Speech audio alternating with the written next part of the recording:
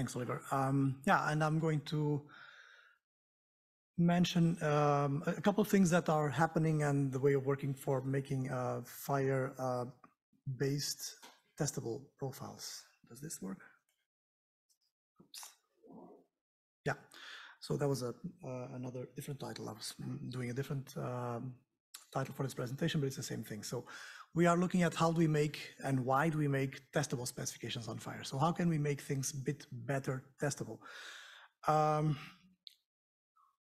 If testing is just a best effort approach, I think the first sentence is some quote from somewhere, but in reality, if we don't set your expectations, you have to be happy with whatever you get. So if you don't have a test plan, then you have to say, sure, this meets my criteria because I have no criteria to start with. So, and this actually is very common when we do testing. So what we want to do is to take this from a best effort testing to see we trust those guys to do the right system, and we have some testing to do this, to actually uniform repeatable testing and how to enhance that. So the fact that IHE does have a established testing approach that works well for the repeatable testing, and we are going to build on that. So in the few minutes in this quarter of hour, I would like to share a few thoughts on practices and thoughts on what we are doing there. One question: if we do better testing, we should have better apps, and if we have better apps, we should have better care. But really, is that the case? So there is one thing that we're not monitoring, is the impact of all these things that we are doing into the actual patient care. So that's a question mark that I leave open, because we think that if we do our job better, then maybe one life will have less suffering, but that's not the case. Sometimes we're actually not helping there. So there's a whole other layer of impact assessment that we are not covering here. So as agenda, so I'll go through the topics.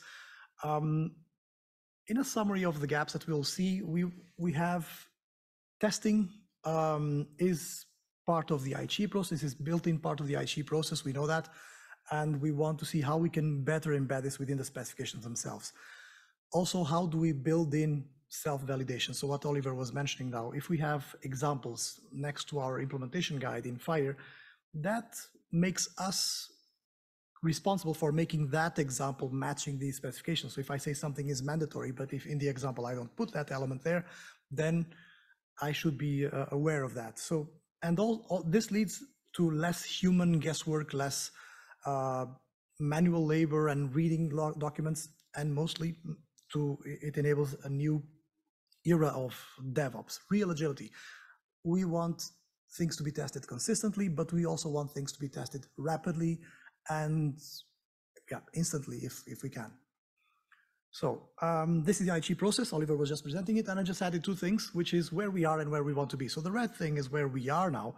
The testing process is done from the moment that we develop the integration profiles. We say, okay, this goes for testing now. And there's a whole team and machinery. There's a whole system that prepares that, so that the connectathon that we are seeing here, it works. It's a well-oiled machine. So there's lots of preparation to do that. There's lots to gain, and that's my proposal. There's lots to gain to bring this a bit to the left, to shift this left, and saying, we as the owners of, or the authors of the specifications, we also have a role to see, is this testable? Can this be tested, or am I just throwing out ideas and then someone will figure out what's the criteria? So if I put this should be there, this field should be filled in. What do I mean with that? Do I leave that to the testers to guess what I actually meant? In which case is it supposed to be missing or not? So it's just a small path. It's just from there to there, but it makes a big difference. So looking at the same thing from different perspectives, this is an example of the content of IHE, of an IHE profile. So what we're testing, in this case, medication administration, it says that there are four actors with two transactions. And if you have, for example, the nurse going to a patient home and doing some medication administration, typically that application will use these two actors, the medication administration performer actor and the informer actor, and also the secure application node of ATNA. So that's the building blocks that we were, like the Lego bricks that we were seeing before in Oliver's presentation, and they use these transactions. So that's what IHE proposes. That's the IHE specification. And in fact, IHE profiles they specify a part of the interoperability part. So they don't specify the entire interoperability of systems, because there are some things that are not yet profiled, and the interoperability part is not the system. So we have to be aware that that's what we can test. So let's do it. IHE, as Oliver said, has a language. So we have actors and transactions. So in this case, I just represented two actors talking through a transaction, which has a couple of interactions there. So if I say I'm going to make a prescription, the transaction is create prescription, but an interaction can be create prescription. The other one is receive the error message if something went wrong, something like this. So there's a couple of interactions within a transaction, or the other interaction is query the server and get the results. So those two atomic interactions in one transaction. IHE also defines the format specification, the syntax. That's where standards like HL7 CDA, HL7 FHIR, HL7 come in. And the content specification, that's where DICOM, LOINC, etc. they come in. So IHE takes those things and makes that into a more plug and play scenario. And if I share this meta model, so we have an actor that can be grouped with other actors and uses a transaction that has interactions, and the interactions require the format specification, which includes some terminology. So this is a different way of representing the same things, but I wanted to start with this picture to say, this is what we have, this is what we define. We define actors, we define transactions, we specify the interactions and the format. How can we make this testable? How is this going to be expressed? So at this, until recently, we had PDFs for this. We were working on PDFs for this. So we express actor definitions and transaction definitions in PDF. So, and if we go now to FHIR, to the new way of capturing these specifications, what we want to see is that we have, for interactions, we have things like operation definitions, search parameters. We have other things that we have to still look into. We have the, for the content specification, we have the FHIR terminology resources. So nothing out of the ordinary there. So these are the FHIR ways of representing those things that we do in IHE. For format specification, for the syntax, we take the structure definitions. Basically, we say these are FHIR profiles. And there's one thing that is common there, which is narrative. We have narrative everywhere. There actually should be narrative also here. Oh, yeah, it's there. So we have narrative everywhere. So if things are testable, computable artifacts like these structure definitions. Oh, I don't know if everyone is familiar with it, but FHIR specifications, they are computable. So if you have a FHIR specification and if you throw a specification and if you throw the example at it, the system will tell you they don't match. If they don't match, you don't have to test it. You don't have to check it.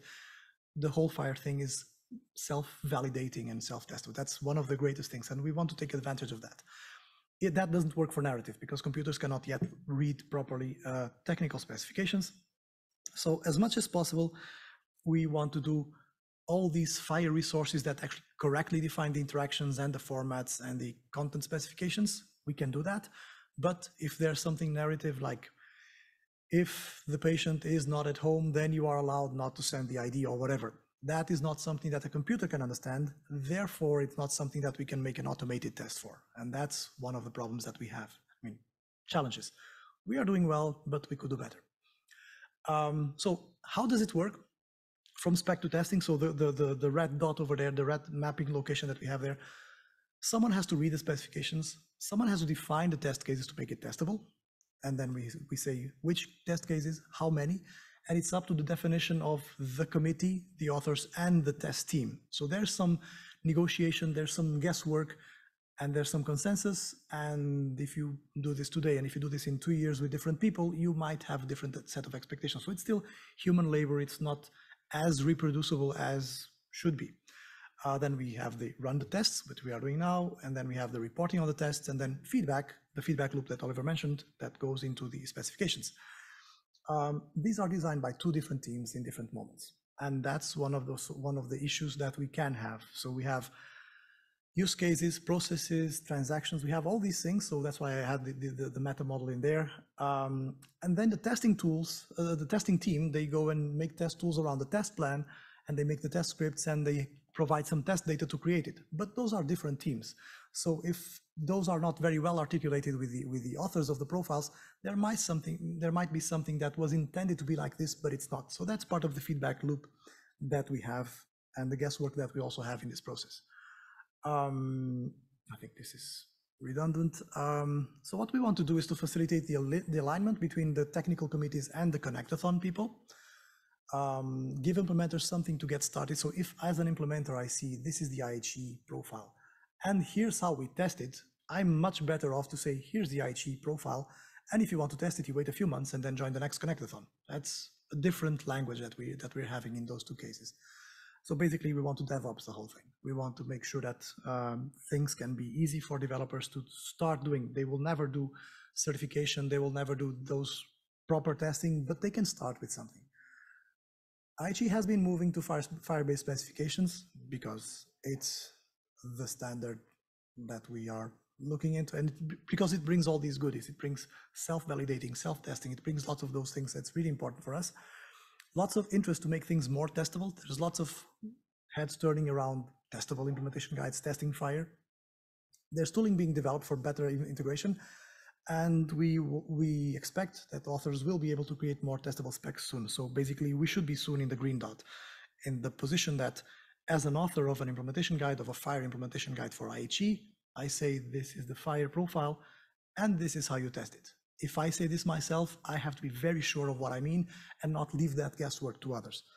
And believe me, that's a pain to leave that guesswork to others because it always comes back to us.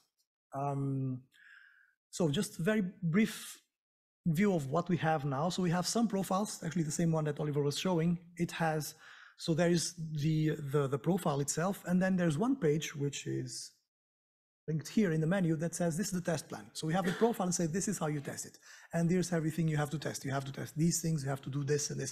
So it's already better, because when the developer of something says this is how I want to get tested, I want it to get tested, they have to force themselves to what is my criteria. So this forces us as authors to do a bit more of the testing effort. The only problem is that it's still narrative. So a brief deviation now to IEEE.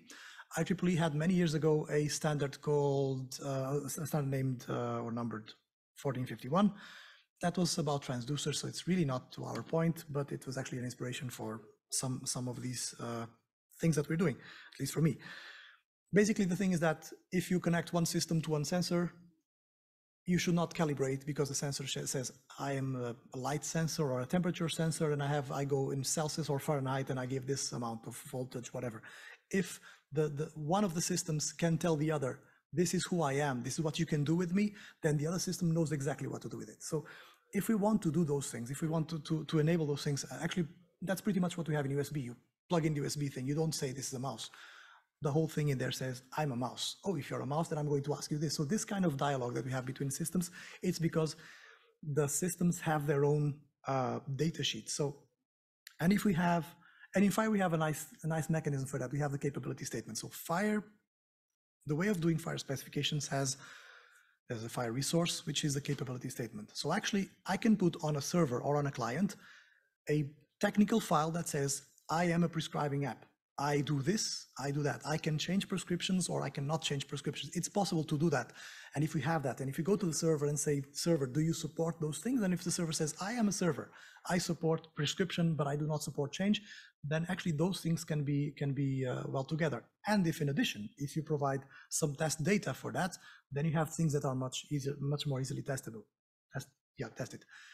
So keeping that kind of abstract notion that we can have those two systems, so a client and a server, a test system and a test bench, that we can have those things talk the same language technically, so that developers don't have to guess what is it that we are testing, or testers don't have to guess what was meant with the specification.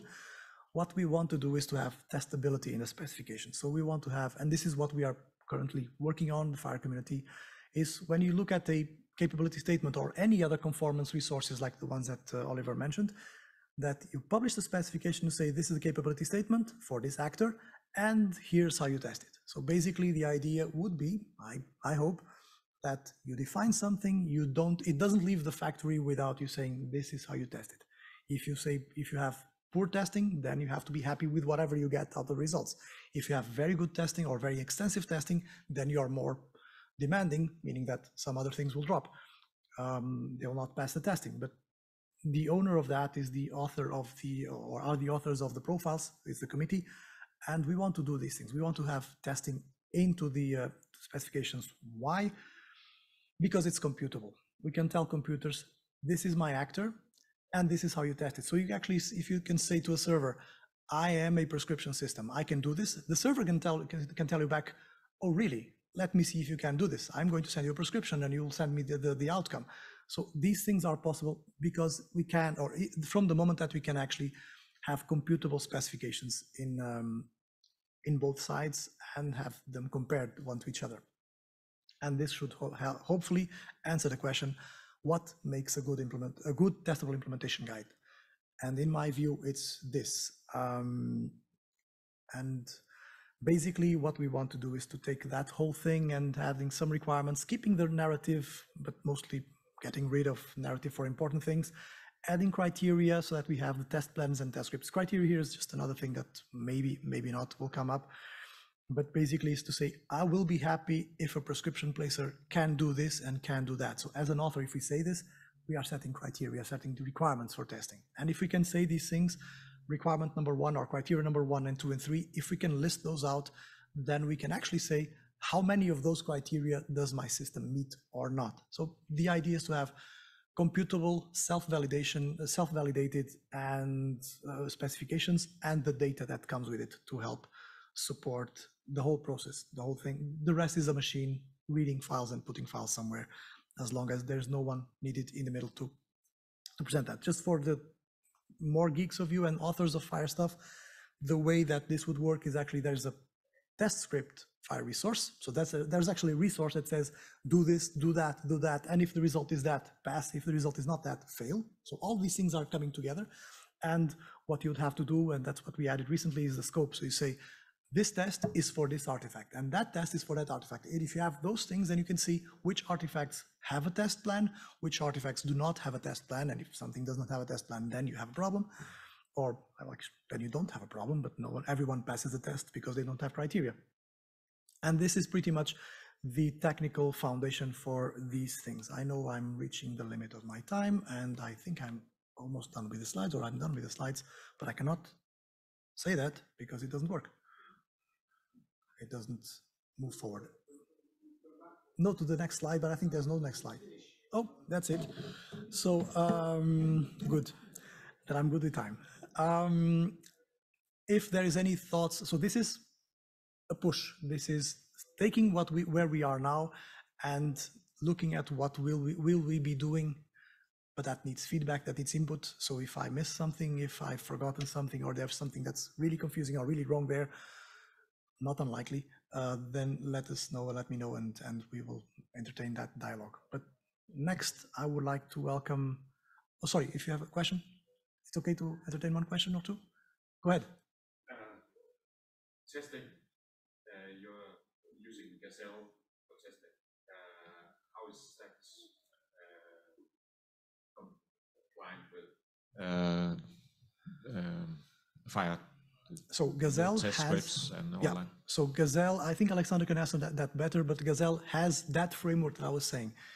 The push that I'm talking here is, if we can make that work of Gazelle a bit more objective, a bit less subjective, and a bit less narrative based, then if you ask two people to do the same thing, then Gazelle will do. But I think the idea will be that Gazelle as a test platform will do this standard operating thing, but with less manual labor of creating the test cases and all these things, because if all those things are written in a computer language, then it should be easier to do this. But that would feed into Gazelle. Alexander, I don't know if I'm in the right direction. Yeah. Does that answer the question? Yeah, we are using Touchstone in our testing as testing and certification of our profiles. So I was just curious if it has any of those capabilities as Touchstone has. So really neat and nice dashboard that comes out of Touchstone. That's the testing reporting, which I have no idea how it is, so I cannot comment on that. I think the connection point is this Gazelle, because we are using the Touchstone.